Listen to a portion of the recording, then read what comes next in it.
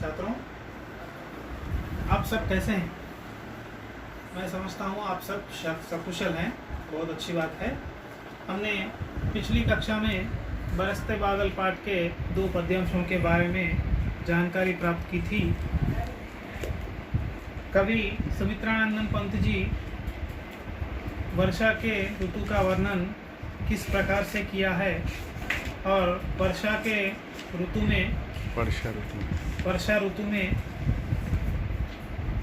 वातावरण किस प्रकार होता है उसके बारे में हम भली भांति जान चुके हैं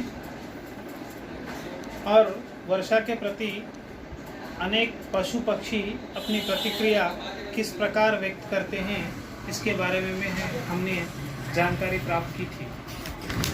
तो आइए आज हम बरसते बादल पाठ के तीसरे कविता अंश के बारे में, चौथे अंश के बारे में, इन 2 अंशों के बारे में आज हम चर्चा करेंगे।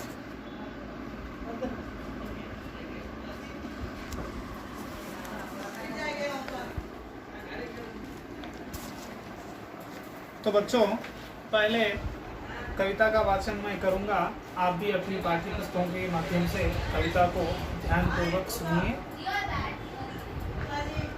रिमझिम रिमझिम क्या कुछ कहते बूंदों के स्वर, रोम सिहर उठते छूते वे भीतर अंतर, धाराओं पर धाराएं झरती धरती पर, रज के कन कन में तृण तृण को पुलकावली थर, रज के कन कन में तृण तृण को पुलकावली थर, पकड़वार की धार झूलता है मेरा मन, आओ रे सब मुझे घेर कर गाओ सावन, इंद्रधनुष के झूले में झूले मिल सब जन, फिर आए जीवन में सावन मन भावन, फिर आए जीवन में सावन मन भावन।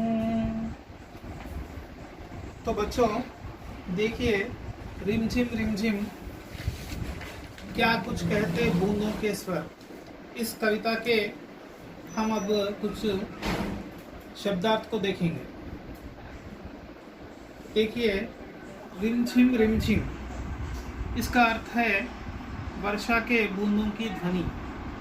वर्षा की भी बूंदों की भी एक प्रकार की ध्वनि होती है जिसे हम रिमझिम रिमझिम कहते हैं। तेलुगु में हम चिटापटा चिंकुरू जो कहते हैं ना, उसी प्रकार से बूंद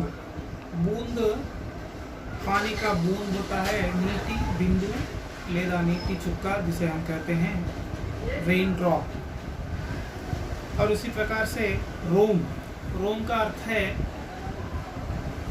बाल या हेयर, केश जिसे हम कहते हैं केश। सिहर उठना, इसका अर्थ है प्रफुल्लित होना, आनंदित होना, खुश होना।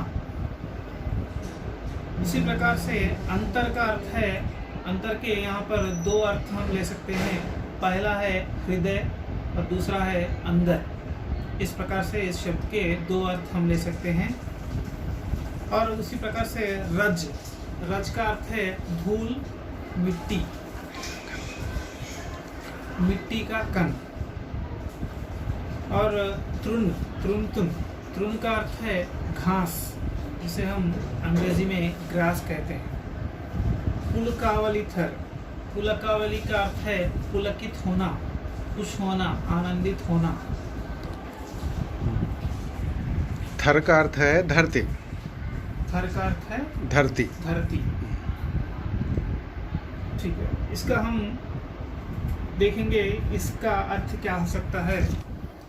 रिमझिम रिमझिम क्या कुछ कहते बूंदों के स्वर। कवि का कहना है कि जब वर्षा होती है, जब बारिश होती है, तब बूंदों के स्वर, जब वर्षा के पानी के बूंदें धरती पर गिरती हैं, तब वह बूंदों का एक प्रकार का स्वर होता है, एक प्रकार की ध्वनि होती है, वह है रिमझिम रिमझिम। रिमझिम रिमझिम क्या कुछ कहते बूंदों के स्वर। जब वर्षा के बूंद, पानी के बूंद जब धरती पर गिरते हैं तो वह बूंद हमसे कुछ कहते हैं। बच्चों, आप जानते हैं कि वह वर्षा के बूंदों हमसे क्या कहते हैं? कोई जान सकते हैं या किसी को पता है उसके बारे में? सोचिए, सोचकर बताइए।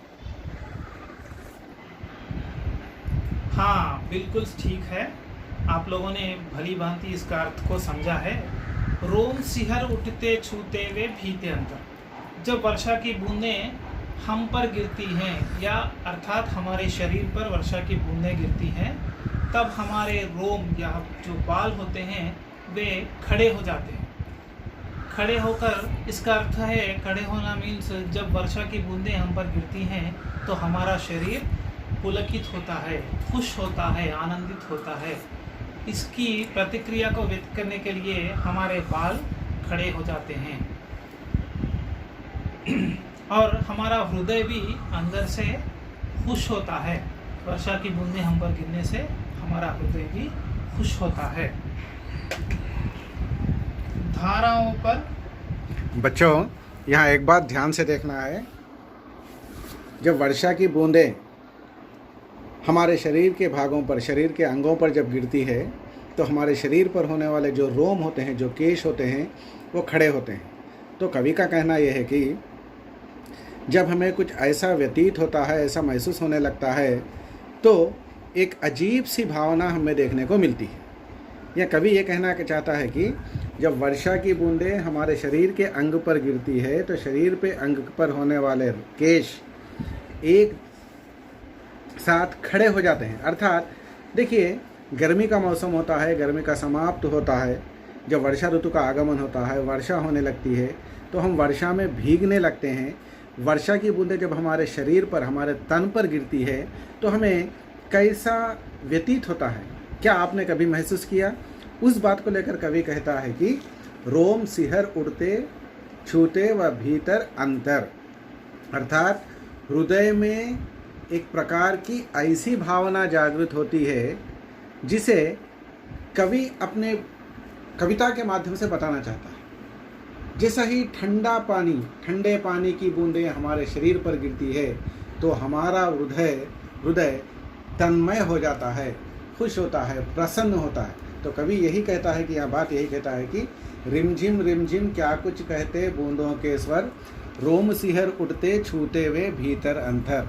तो वर्षा की बूंदें जब रिमझिम रिमझिम की एक प्रत्येक ध्वनि लेकर धरती पर गिरती है तो धरती पर गिरने से पहले जब हम वर्षा में भीगते हैं तो हमारे शरीर के अंगों पर गिरता है तो हमारा शरीर का अंग अंग तन्मय होता है, प्रफुल्लित होता है, आनंदित होता है, प्रसन्न होता है।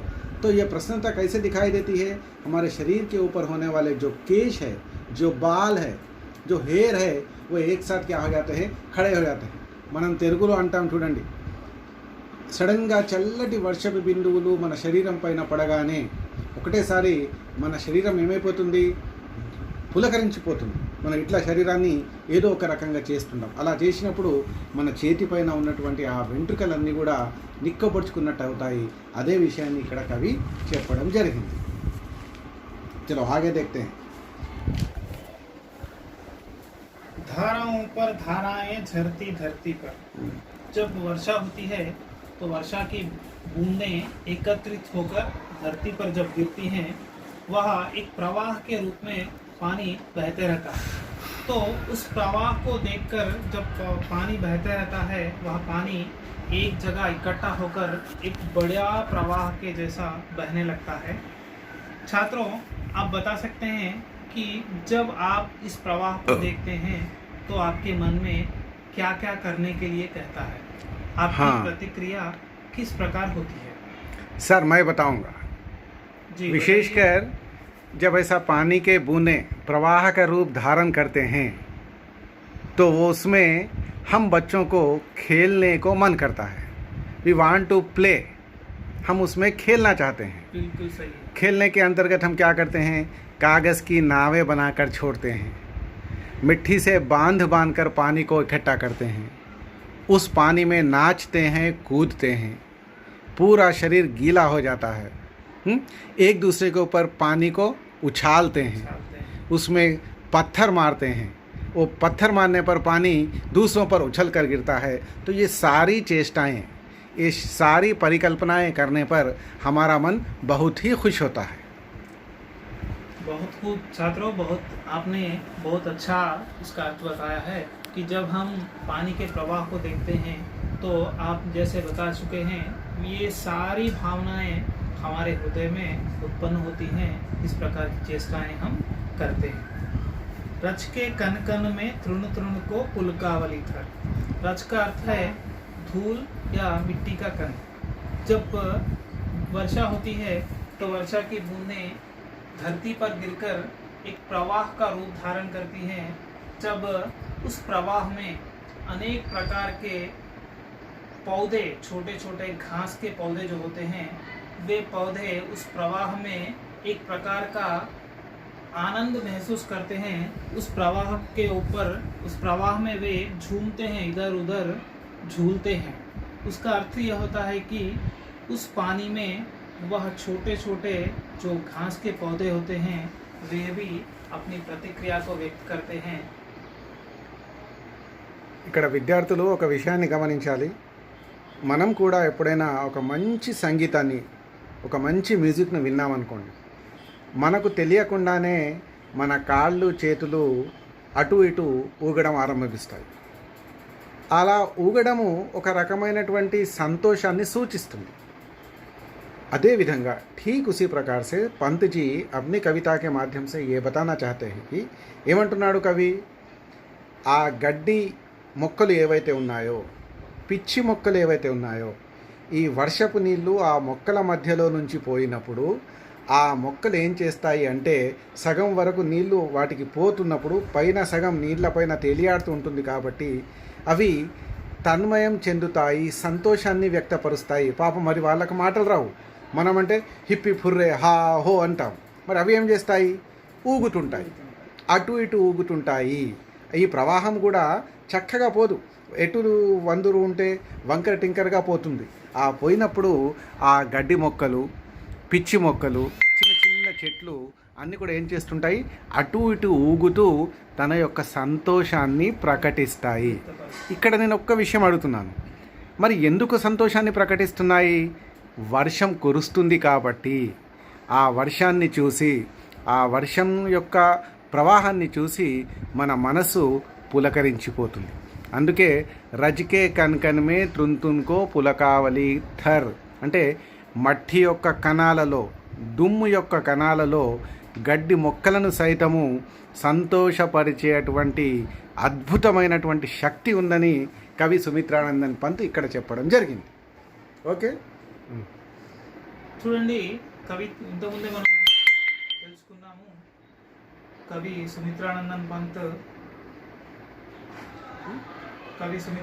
పంత్ ప్రకృతి గురించి చాలా అద్భుతమైన వర్ణన చేస్తాడు అని చెప్పి మనం తెలుసుకున్నాము.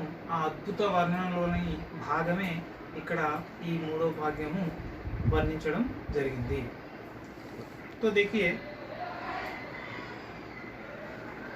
తదుపరి 4వ పద్యము నెక్స్ట్ పీరియడ్లో మనం చదువుతాం. ఓకే, థ్యాంక్ యూ, ధన్యవాదాలు.